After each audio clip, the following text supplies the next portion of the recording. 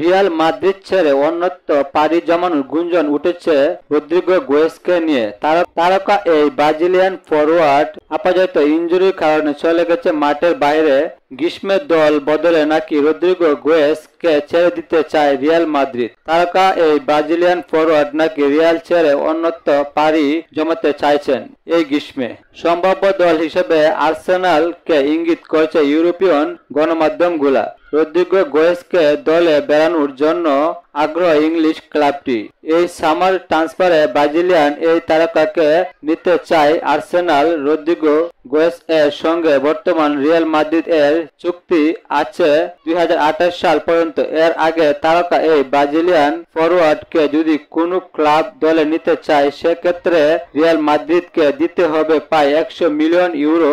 Spanish ক্লাবটি Rodrigo গোয়েস এর জন্য 100 মিলিয়ন ইউরো দাবি করছে।